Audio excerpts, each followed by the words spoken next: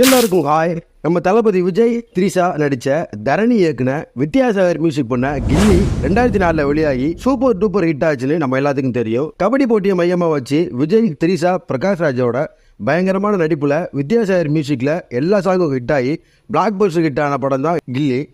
இந்த கில்லி படத்தை ரீரிலீஸ் பண்ணாங்க தமிழ்நாடு ஃபுல்லாக. ரீரிலீஸ் ஆன ஃபர்ஸ்ட் நாள்லேயே 4.5 கோடி வசூலாகி 2 நாளில் 10 கோடி வசூல் பண்ணி சாதனை படைச்சிருக்கு. அந்த டைம் பார்த்த 90 கிட்ஸ் புள்ளிங்க எல்லாம் இந்த படத்தை ரீரிலீஸில் தியேட்டருக்கு போய் வைப் பண்ணி மஜா பண்ணிட்டு வர்றாங்க. இதில் தளபதி நடித்த கில்லி படத்தை ரீரிலீஸ் பண்ண மாதிரி தல ரசிகர்கள்லாம் வெங்கட் பிரபு இயக்குன யுவன் மியூசிக் பண்ண மங்காத்தா படத்தை ரீரிலீஸ் பண்ணாங்கன்னு வேண்டுகோள் வச்சுருந்தாங்க.